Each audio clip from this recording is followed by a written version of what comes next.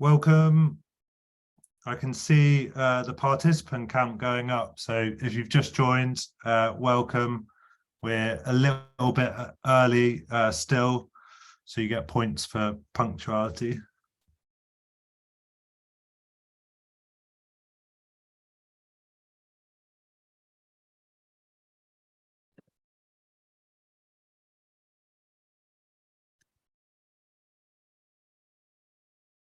And if you are here, put a hello in the chat. Unfortunately, we won't get to see your face, but we will be able to see what you put in chat. And so, yeah, do that.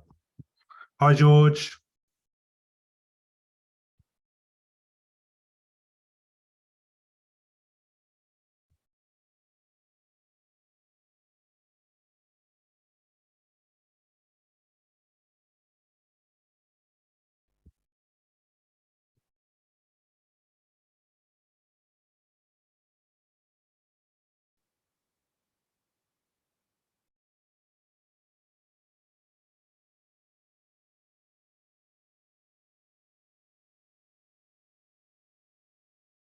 Welcome to the people that have just joined. Say hello in the chat. We'll be getting started shortly. Thanks for coming.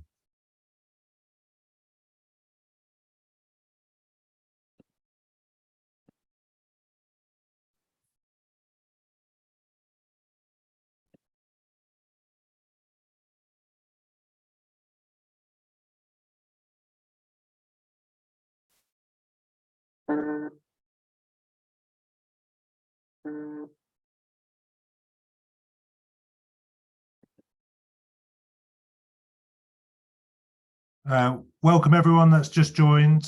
I'm just going to give it a bit of time for people to arrive. In the meantime, I'm just going to launch a poll, which you'll all be able to interact with, and do say hello in the chat, and hopefully we'll have a bit of a conversation there whilst the webinar is happening.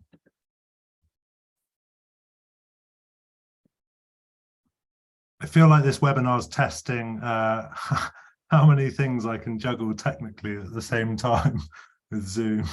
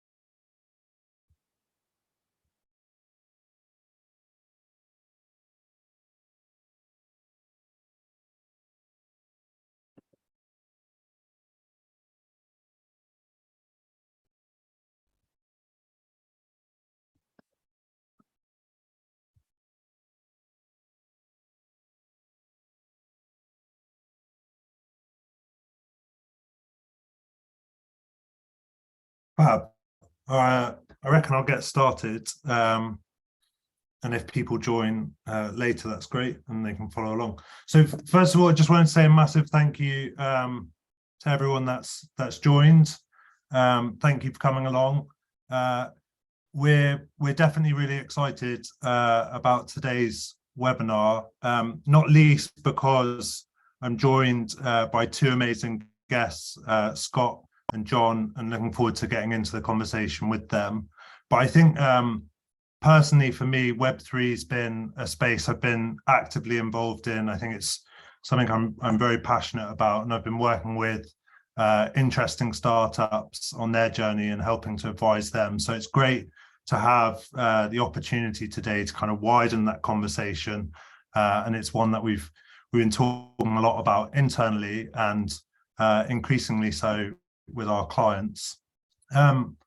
What's in store for this hour, for this webinar? So first of all, we're going to take you on a quick tour around the basics of Web3, who's doing what, and then once we've done that, we'll kind of jump in and chat with our guests, Scott and John, and then at the end we'll have time for Q&A. So first of all, just to talk about Scott and the conversation. So Scott's the SVP at BMG Production Music, and looking forward to chatting with Scott about how Web3 is having an impact within the music space, and I guess what these new models of ownership will mean for creators, for fans, for investors.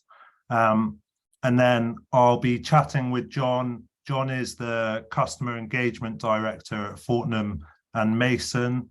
And hopefully we'll talk about how Web3 is going to impact his customers, their brand, retailers in general, how people shop, what happens with their data, and maybe we'll touch a little bit on the work that we've been doing together and how we've been helping them experiment in this space and what the future might look like. And then we'll jump into Q&A at the end. So there's definitely room for any like burning questions or things that come up on your mind. So please, I believe the Q&A is active now. So anytime you have the power to kind of jump into the Q&A, and we'll see, you can vote on the questions that you like or that you want us to talk about. And then after, at the end, we'll kind of dip into a few of them. Obviously, also there's a chat in this, so please feel free to chat away in the side panel, and I'll do my best to kind of keep an eye on that. So before we jump into the video itself, yeah, I just wanted to touch on, I guess, Web3, like as a business, and does exist to help our clients and to create future-ready organizations. So Web3 feels like a hot topic for us, a hot topic for our clients. It's all about what the next iteration of the internet looks like, an internet where individuals and people can own the things they interact with, their data, their identity in that space. And so it's obviously very emergent. Who knows exactly what it's going to look like? And I think as a business, our belief is that at the moment, Web3 is this playground. It's not a hyper-competitive space for organizations, but really it's, as it emerges, it's a playground, an opportunity to explore, to learn, and to experiment with what the future looks like. And we think that's exciting for lots of reasons, culturally, strategically, and really gives an opportunity to figure out the future. So before we speak to our guests, we've got a video just to share a bit of a primer on Web3. As I saw in the opening poll, some people are obviously more familiar in this space. Some people are just kind of read a bit, curious, and thanks for coming along. So hopefully the video will kind of give everyone a bit of a grasp, and we'll go to that now.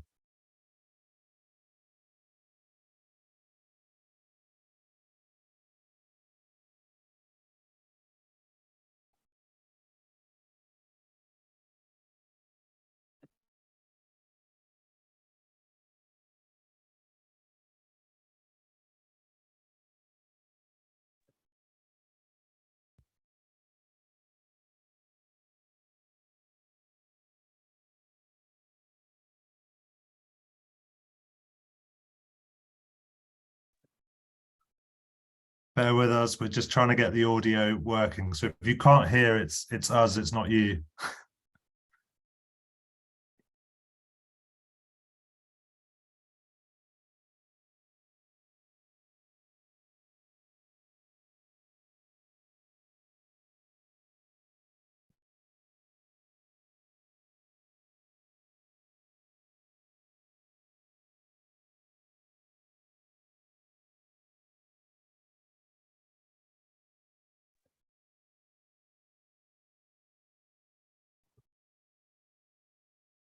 Before we continue, we're going to be getting into some big topics in this webinar, and we wanted to start everyone from the same point. For some of you, this will be common knowledge. For others, it's a brief introduction. We'll sprinkle in the and us take on the space, as well as looking at who's playing well here at the moment.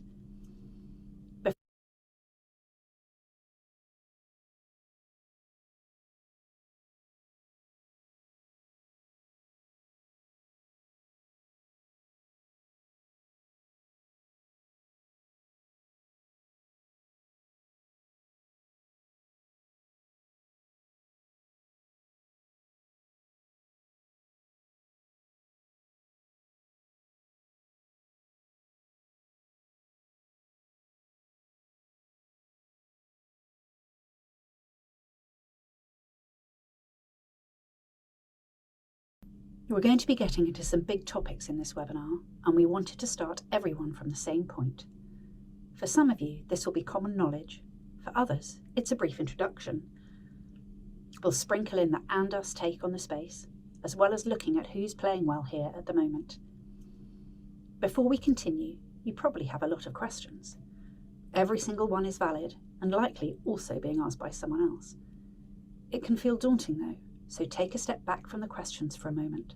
As like any problem, it's about the way you approach answering them that pays off in the long run. First, some basics. The big change Web3 brings is ownership. It takes many forms but sits at the core of the tech. It presents both the biggest opportunity and the deepest pitfall, as it is ultimately a shift in control. How this works, honestly, isn't the point. It's about how information is stored and interacted with by the people and organizations they transact with. Web3 is constantly changing, and it's still in its infancy, and it can feel very unfamiliar. But we need some boundaries to know what makes Web3 Web3. The key things to keep in mind and respect about the space in order to play in Web3 is that it's decentralized and permissionless, meaning it's not regulated in a way that we're used to. Everyone holds the keys, and you don't have to ask for approvals to do what you want to do. Payments in crypto are native and tied to the system it's built on. It's a very simplified analogy, but it's a bit like a currency being tied to the gold standard. And it's trustless. This means, unlike wondering whether the item you bought from someone online is actually going to show up, the trust is in the system, not the individuals using it. You'll also want to assume that right now, Web3 is not user-friendly for organizations or individuals. There's no undo button or helpline. This can make it intimidating, but this is also where the opportunities lie. Like all new technologies, it's a bit of a roller coaster. There's inflated expectations and unclear useful use cases, and you don't want to put all your chips on black. So spread your bets, play to learn, not to win, and be conscious of the table pressure to bet higher. Before it becomes the next battleground for customers, Web3 is a great place to play. So what's the state of play right now? In the spirit of an Ant and Dec Saturday night game show, let's play the firsts, the farces, the fantasy, and the future. It's a glimpse around the first movers on the Web3 playground, the oops, that didn't work, mistakes, the dream state fantasy of what awaits us as Web3, and a more realistic future of what the near future might look like.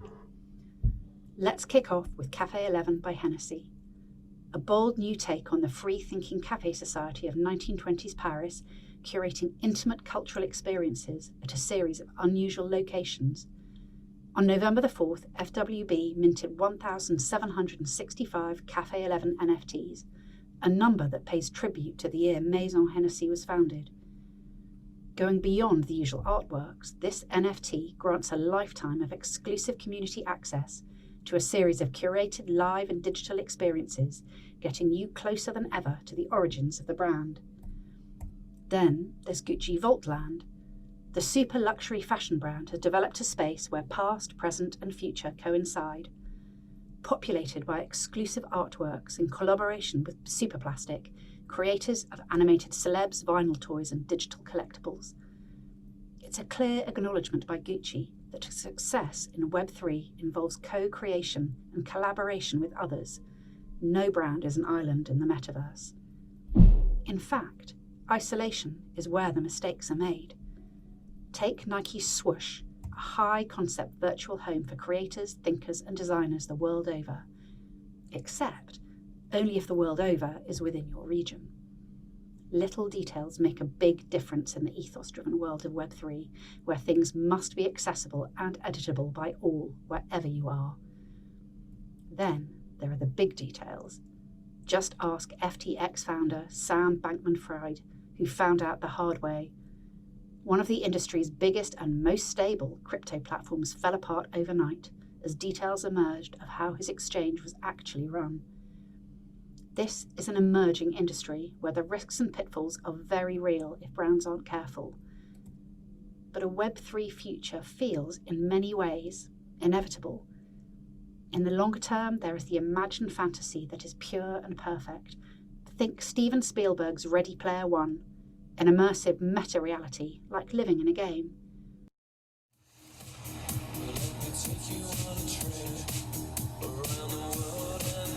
People come to the Oasis for all the things they can do. But they stay because of all the things they can be. Can you feel this? Yeah. It's the only place that feels like I'm... But before that, there is an immediate future that is altogether more unpolished and playful. Think mixed working reality that blends post-its, video conferencing, GIFs, memes, and creations. This is far more like the metaverse we will see in the near term. ¿No? Arquitecto, Wayland arquitecto, ahí tenemos diferentes modelos que tenemos implementados en los diferentes ecosistemas que tenemos, que está bueno conversar sobre eso y ir aprendiendo de todas las modas, ¿no? De todos los modos, ir sacando aprendizajes. Ecosystems. 1 hour later. Oh, sí. Está diciendo el champán de abajo.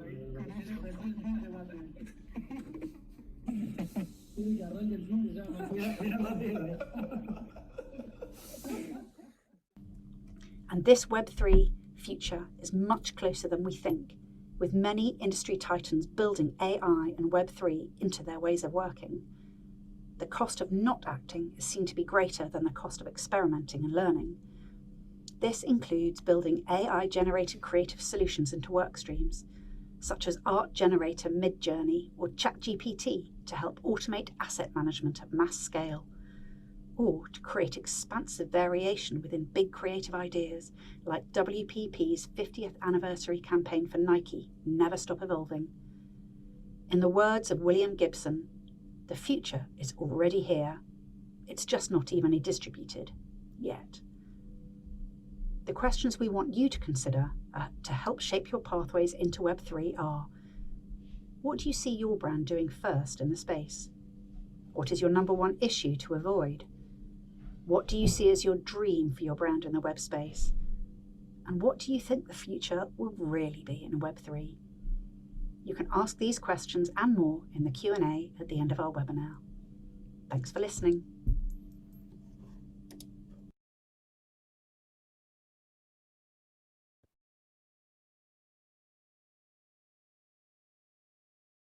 Wow. So as Becca said in the video, there'll be plenty of time at the end for Q&A. So if you've got a question or a thought, please feel free to chuck it there. We're now going to talk with our first guest, with Scott, if he comes off. Hi, Scott. Hi, how you doing? Very well. How are you? All right, thanks. Good. We've obviously met before, Scott, and I'm sure the metaverse and the future of the internet isn't just about cats from your perspective, or dogs hanging around weirdly in meeting rooms. But before we get into it, I was thinking for everyone else, maybe if you could just kind of tell us a bit about yourself. Yep. So I started off in bands as a singer-songwriter, and then that was kind of through the 90s and early noughties, and then sort of transitioned into film and TV composing, and around 2010 started a music publishing company focused on film and TV, and then in 2016 that company was acquired by BMG, and now I run the UK production music business and have a kind of global sort of sales and marketing role. Essentially the sort of BMG media services. So, you know, where music and sound touches film, TV, advertising, sound design, stuff like that. So we work with a lot of sort of international broadcasters like Netflix and ITV studios and Disney and stuff like that. But essentially, yeah, where the music that you hear is usually either production music, commercial music sync, or it's commissioned music, and I look after the production music part. Amazing. And did you stumble across Web3 in a like work capacity, or like how did you arrive at hearing about Web3? Me and my business partner were talking about Bitcoin around 2009 when we first heard about it, and then did nothing about it, which I still feel really angry about. And then around 2017 was observing what was going on there, but not getting involved. And then there was the crash, and not long after that, I kind of started reading and up on it and listening to a lot of podcasts, and suddenly understood what that was in terms of sort of, you know, fixing money, scarcity, and getting your head around the fact that it's digital, not real, in terms of, you know, physical, hold it in your hand. And once you kind of understand that, then there's no going back, I don't think. So I bought some Bitcoin, and sort of Bitcoin and sort of altcoins, as it were. Obviously, there's two sort of factions of people there. But from that, I sort of transitioned into sort of understanding more about Ethereum and what the potentials around that were. But then, you know, NFT artwork sort of came on the scene. I didn't really understand that. I don't particularly get it, although I do understand it more now. And I kind of just slow learning, you know. I heard something about the sandbox, and I went on and had a look at some videos about that, and suddenly kind of light bulb started going off and going, wow, this is going to be really interesting. And it's like, you know, as long as they can kind of keep the scarcity element, as you know, the sort of self-creators going into this world, sort of, you know, expressing themselves, doing interesting things, it's going to be amazing. And I think, you know, sort of from that, I think where I'm at now is it's like I keep thinking about like loyalty.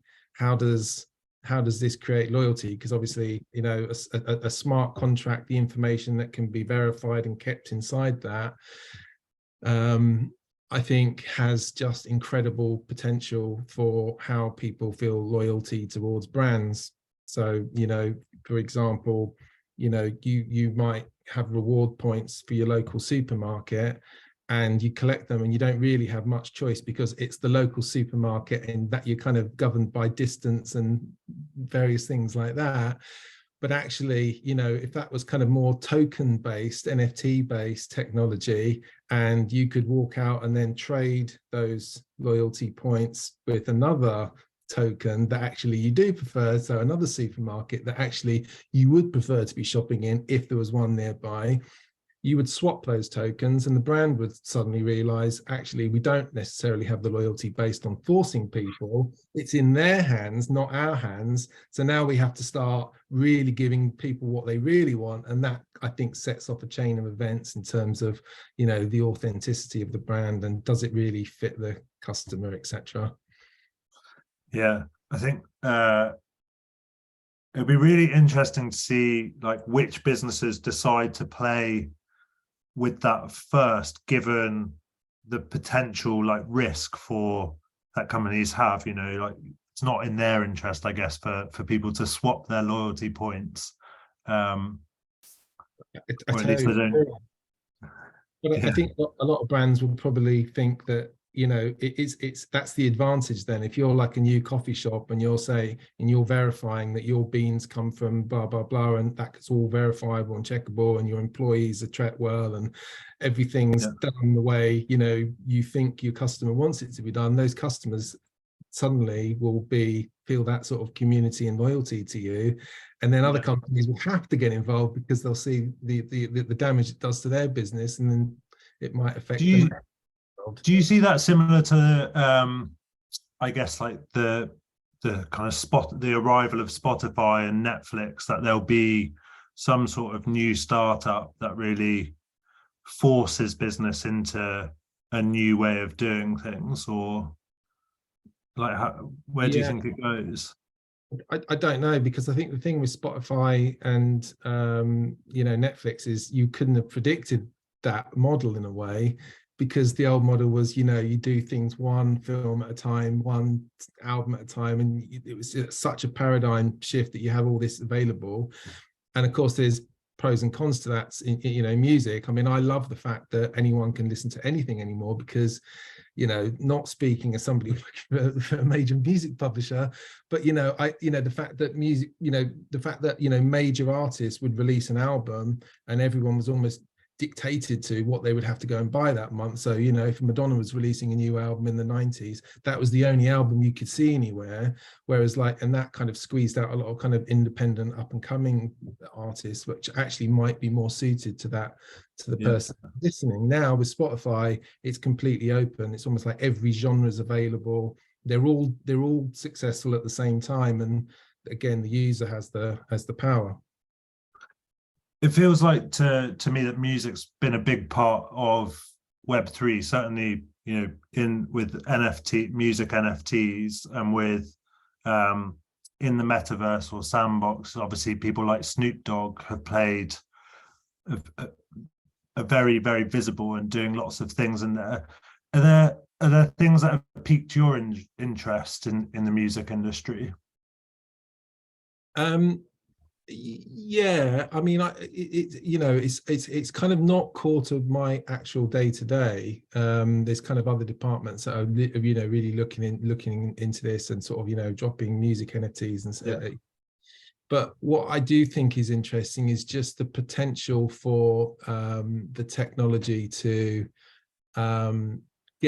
bring artists and their fans closer together. And so, for example, recently we were commissioned by an NFT business called Jurassic Punks to make some music for a video that they were doing. And it was like instantly the ideas started coming in the conversations. Well, actually this piece of music could be split into 1,000 pieces, and using stems and blah blah blah, and then the owners of the NFT all actually have a stake in that piece of music.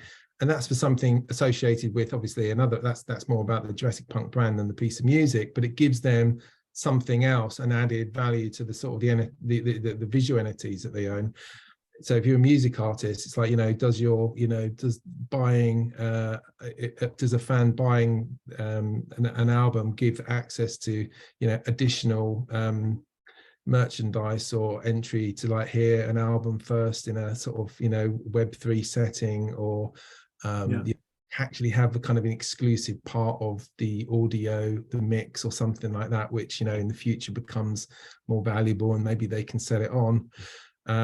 And something that I'm personally really interested in is the potential for sort of fractional ownership of music royalties as well, because the current setup is, as a songwriter, there may be sort of 4 or 5 songwriters on a piece of music, but potentially that songwriter could share that ownership amongst an entire fan base of 1 million people. And it's like, well, how does that work? And maybe there's some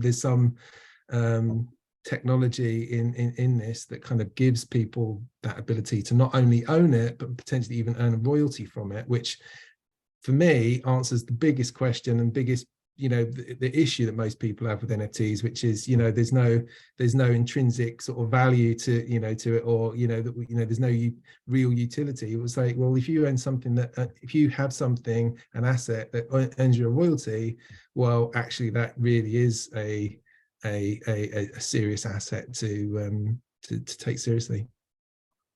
Yeah, I think I could see it definitely be something that I would dabble in and be curious about and where it goes. What's how is everyone internally talking about this? Are people making active moves, or does it feel as this slightly, oh yeah, I've heard about it, but it's not really our business? What's the attitude? I mean, you know, on the commercial music side, you know, I know there's projects and conversations taking place, you know, not anything I'm personally attached to, but I think I would guess that it's at that sort of early stage of like, you know, how do we release a sort of limited run of NFTs that, you know, contain certain value that fan base can access and stuff.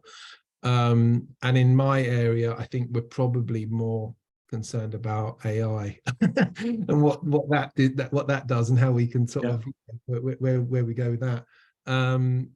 But I think, yeah, it's probably more the technology side to us. What does it do in terms of verifying contracts, composer agreements? You know, I mean, I like I say, I was a songwriter in a band. We did music like publishing contracts 20 years ago.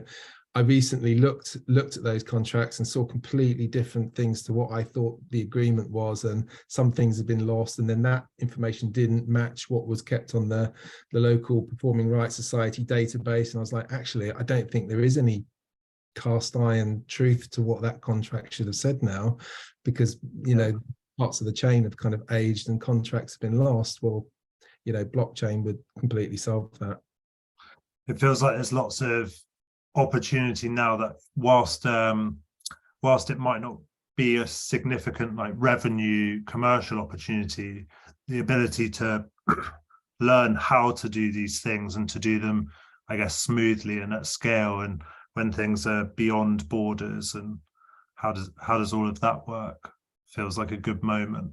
I think, yeah, absolutely. And I keep thinking like whatever's going on now is so likely to change, you know, like, you know, the analogy of the, you know, what Google Maps did to maps, actual, you know, it's like, it's almost like the map is the least functional part of the Google Maps. It's more like, you know, it tells you, it gets you somewhere, it guides you there and tells you whether you want to be there in the first place and what the local restaurants are like. And it's like, there's all this extra stuff. And so I think, you know, that's a smart map. And so it's like, well, what is this, you know, what will NFTs bring to, you know, smart contracts? Yeah. And what do you, just before we wrap up and move on to John, what do you think will happen next? Like, what are you expecting to see this year? Probably more experimentation. My guess will be that someone will come along and do something unexpected. It will be a game changer. Everyone will suddenly jump in and take it really seriously. I think until there is something really big, like in the way that what Amazon did to the internet, I think it will be something like that, where it's not really about the technology and it's completely about the sort of the you know, the customer you know, product or loyalty value or something that we sees. A bit of a watch this space and maybe some penny drop moments. Exactly. Awesome. Thanks, Scott. And we'll see you for the Q&A.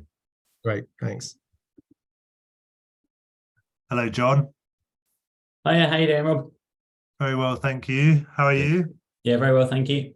Very well. We've obviously had the pleasure of working together over the last sort of 6+ months. John, you're the Customer Engagement Director at Fortnum Mason's, obviously brilliant heritage brand, super interesting thing about what this space means to you. Before we jump into it, could you tell, for the benefit of everyone else, just a little bit about yourself?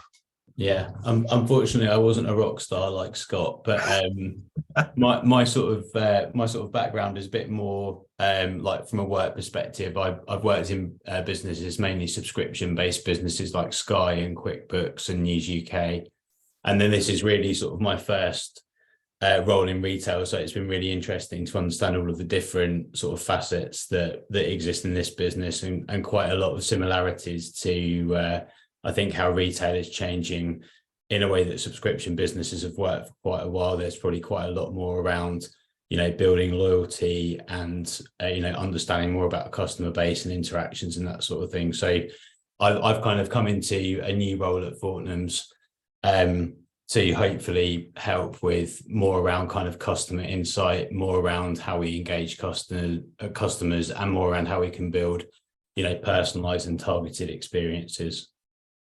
So I remember we obviously met last summer, and I think you were relatively new into Fortnum's, and we met because of talking about Web3. But what was, where were you at that point in time, and why were you even asking the questions, I guess? Yeah, so like part of my role, as I say, is around sort of data and insights, and that includes looking at what's happening out in the market as well.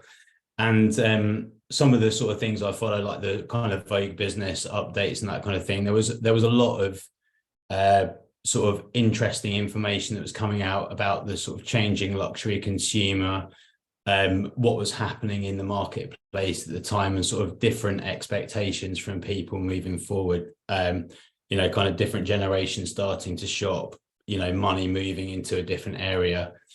And I just finished some work on customer segmentation as well for our own customers.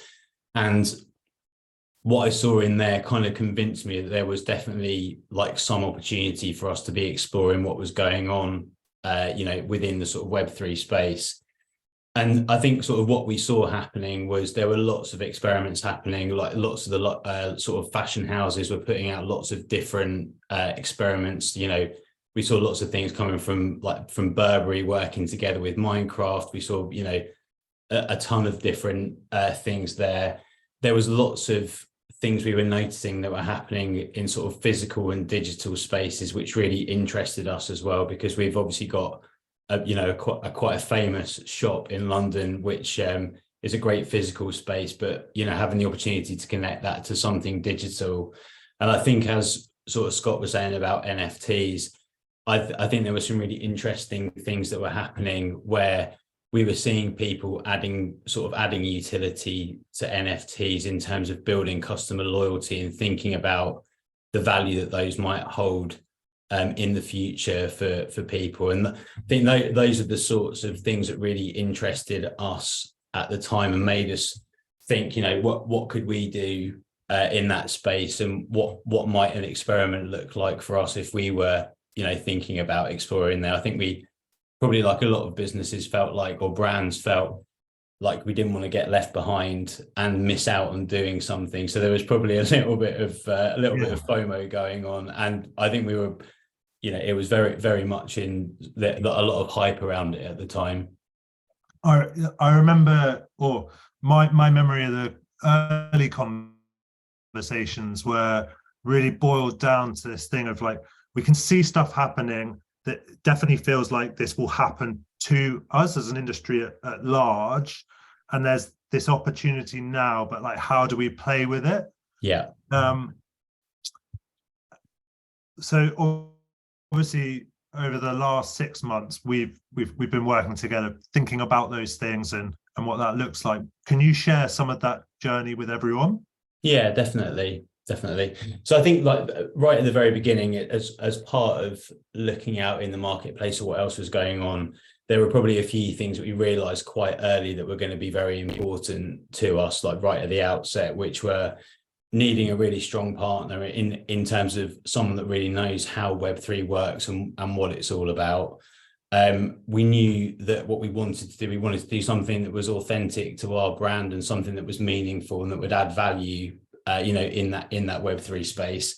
And I think at the beginning, when we started talking, we didn't really have a very clear idea ourselves of what we wanted to do there. We got quite distracted, I think, by reading a new different thing every day that was coming out that was really exciting, and wondering how that might fit with our brand, rather than thinking about how our brand would be sort of relevant and what value we would add.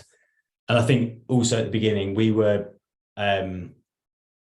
quite in charge of sort of driving the agenda ourselves. We didn't really have any time pressure from anyone in the exec. There was no customers screaming for Web3 experiences. So we were had the luxury of time as well to begin with. And I think that's been lucky, actually, because there's been a lot of, we've worked together for quite a while. It does take some time to figure out what's what. But I think working together with you guys, you've really helped us understand the sort of nuts and bolts of Web3. I think some of the some of the sessions we've run with our finance and legal and operational teams, where you've sort of opened the doors a little bit on how things work behind the scenes, that's been really, really important to get the buy-in from different parts of the business, and actually got them quite excited about thinking what we might be able to do, and the fact there's lots of fun to be had with that. I think you've also helped us understand a lot more around the opportunities for collaborations and co-creation, amongst in Web3. I think that one thing we've been looking to do is work out how we can build a community of people around something, and you've sort of opened our eyes to that, and that sort of formed part of what we want to do. I feel like one of the things you've done really well is get such a broad audience involved in the conversation internally. Like, certainly wasn't my expectation going in to see the legal team, the finance team, operations, marketing so heavily engaged in a conversation that probably has more questions than answers, or definitely has more questions than answers. Was that, like, how did you do that? Was that as hard as it would appear, or? Well, I think we were. I think there's always a bit of natural curiosity about what's going on, and we had started to, like myself and Liz, my boss, had started to seed some of these things out with people and sort of share some of these really fun ideas and things that we could do. And we're in sort of quite a fortunate position as being a brand that wants to enable people to have fun and have joyful experiences. So a lot of the Web3 activities, sort of talk quite well to that, or our brand fits in quite well with that. So we didn't have a massive struggle in starting to engage people, and the sort of time commitment, I think, really was relatively low for them to find out something new and emerging. So and the session we did with them, I think, was really great, and has sort of ensured their ongoing engagement with the project. So you appealed to their curiosity. I did, yeah, that's it, exactly right, yeah, and I think that's what's worked. And I think we discovered through some of the work that Fortnum Masons have some of the best meeting rooms. Yeah, that's a fact. I guess, like, personally for you, like, what have you learned through the journey? So I think for us, it's kind of the fact that it's possible to start small. That's been something I think that's been really important. We were worried about having to jump in and do something really massive, but actually you've sort of helped us understand that there's a way to test and learn and start off small and build up what we want to do. I think that the understanding that there are lots of different opportunities to explore, even within one particular area of Web3, whether it be NFTs or whatever, there's lots of different things that we can work within that and experiment with. And I think also sort of learning what the practical steps are almost to sort of set something like this up. So the involvement of people like the finance and the legal team, the understanding about how to set up a wallet, how to make sure that we've got the right processes in place to do some of those things. So I think more from a business perspective, the practicalities that we just weren't really sure about to begin with, that's been really interesting to understand what we can do there. And also the fact that we can still be relatively flexible in terms of what we're doing, because we are really experimenting. Yeah. I think, like, that finance legal aspects could be like the I can see a place in a year's time where you look back and go, actually that was probably the most valuable part of it, getting them on board, getting them to figure out, like, the hard questions, so that you actually have the kind of capability to do these things. Really important. What questions do you think brands should be asking about this space? I think there's a few key ones. I'd say, I think sort of what we've been asking ourselves is what value can our brand add to the Web3 ecosystem? I think what opportunities does it give you to connect better with your customers, and what opportunities does it give you to, you know, find and talk to new audiences that might be interested in your brand but just don't, you know, normally sort of wouldn't have heard of you otherwise. And I think the other important thing to ask is, you know, who are the right people or partners to collaborate with, like when you're starting out doing something like this. I think that's, you know, definitely really, really important. I feel like, you know, had we not spent a lot of time talking to you guys, we could have easily, you know, put quite a few feet wrong, I think. Yeah. That's kind to say. Hopefully we don't misstep along the way, or hopefully we don't misstep too much and we keep it in that kind of safe playground territory for now. Is there any advice that you would share with people thinking about exploring? Yeah, I mean, I think for us, having time on our side has been really, really beneficial.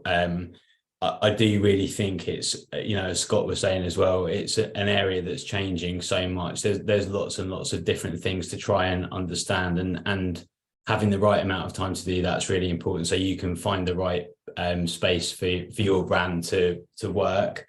And I also think we probably, thinking about it from like commercially to begin with, is definitely not the right place to start out with. I think we've definitely got more into a mindset now that this will be much more like an experiment with no guaranteed returns, and that we've you know, things are going to change still quite a lot, and we don't really know what's going to happen. So it's more of an evolving, interesting experiment more than a, you know, a guaranteed we'll do this and that will happen and then move on to the next thing. So I think we've moved away from thinking it's going to be really formulaic into much more of a, you know, evolving type of thing that we can learn from.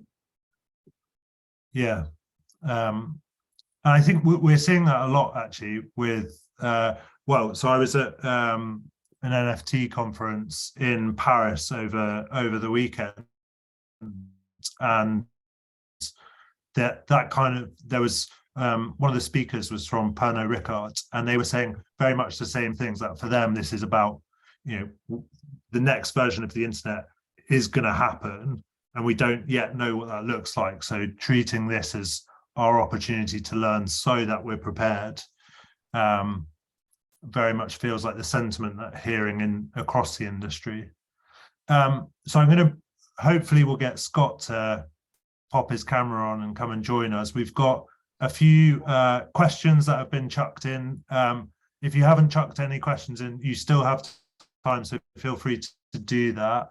I am going to, just bear with me whilst I give them a quick read. I'll send this first question to you, Scott. So should you try and figure out what the ways are you might use Web3 with your customers, or just start playing with it?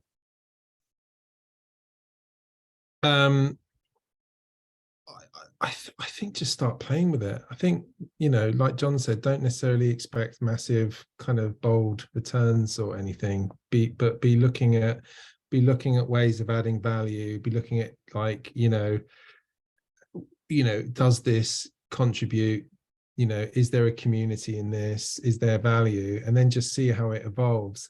I think, you know, the one of the problems is, you know, just because something kind of might feel like a good idea, you do it, and it's like, is it really solving something? Is it really making somebody's life, you know, better? You know, like, yeah, you can download NFTs from this, you know, a TV show or something like that, and it's like, cool, how many people understand how to get the wallet and download it and do? It's like there's lots of obstacles, you know, like when, you know, when cars were invented, it was quite obvious what the development was over riding a horse. You know what I mean? It's like, we haven't got to that stage yet, I don't think. So playing is the only thing we can do. But I think, you know, very quickly, suddenly it will probably ramp up quite quickly as the real use cases start kicking in and, you know, people start doing really interesting things. So building on that, this one's for you, John. What are the barriers for organizations to actually do that experimentation?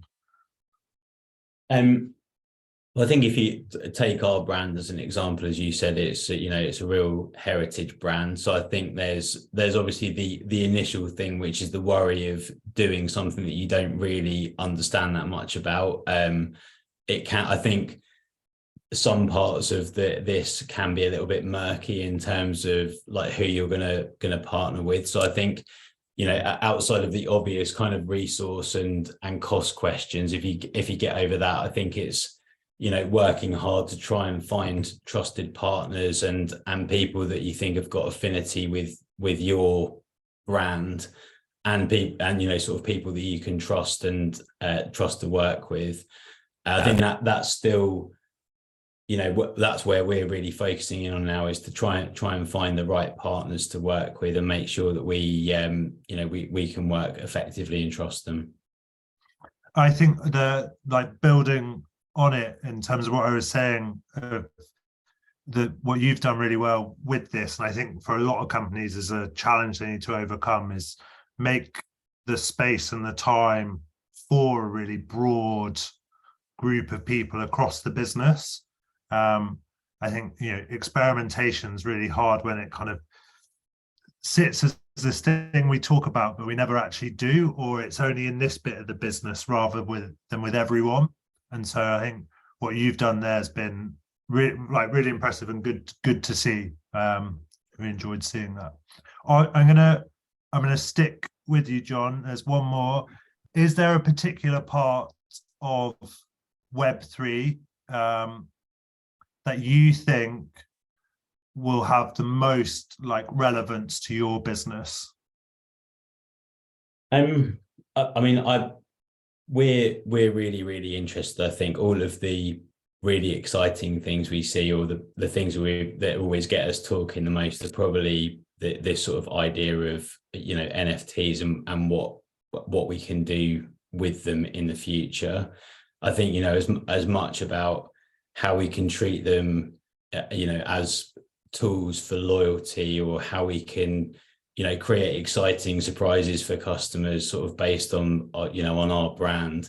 We've got some great assets, like the hampers. We're obviously very famous for selling hampers. We can imagine things like a hamper as an NFT, which might be, we could collaborate with an artist to create something that's an amazing piece of art, or that you could have a physical version of. That hamper could contain lots of different things that would be really interesting for people to have, and that would have some type of value to it ongoing, and would be something you could share and pass on to others. So I think the idea of NFTs, the sort of opportunities to play around with those and the community you could build, that I think feels very exciting. Awesome. And then Scott, are the things that brands are doing in the Web3 space more about PR and marketing awareness, getting featured in the media, or about delivering actual benefit to customers? I don't know. I think I'm sure the intention is there, but like I say, it's maybe like an experiment that kind of starts off like, oh, this would be amazing, and then they do it and they kind of go, oh, actually it wasn't as successful as it maybe could have been. But then there is something to talk about, because you can kind of say, yeah, look at the space that we're in, we're current. But I think as time goes on, it will become more obvious what those real use cases are. And like I say, the kind of the smart contract element, everything, there's a kind of contractual element to almost everything we do.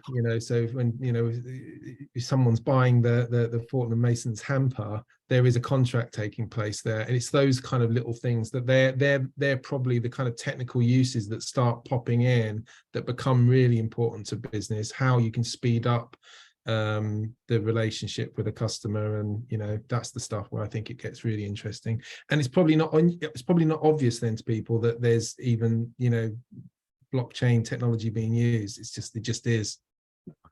I believe in the UK, as well as other countries, as a consumer, you have the right to refund on digital goods for quite a lengthy period of time. And obviously in the world of NFTs, where things get resold in kind of secondary markets, there's the ability for people to then turn around 2 months later and say, give me my money back, I'll just go buy it again cheaper over here.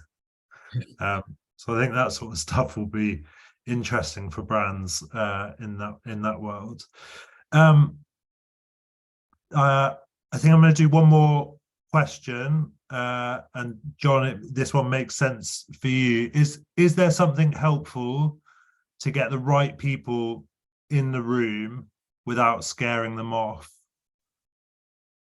Yeah, I mean, like I say, my experience of this has really been, you know, sort of sharing ideas and thoughts, and I've definitely found that, you know, the way we've approached it here has meant that people have sort of, you know, got interested and quite curious about what's going on. You know, I think some of the sort of things we've been talking about, you know, now that people have seen, you know, what happens with social media and how much that grew, and the fact that, you know, a fair number of people have lived through the fact that, you know, however many years ago that wasn't even really, you know, a sales channel or a real thing. It's now very obvious how that all works. And I think so people aren't quite as skeptical now, I don't think, about the fact that there could be a new innovation and an evolution in the way that people think about interacting with brands. So I think that there's definitely a lot of curiosity, and that really helped us sort of bring everybody together.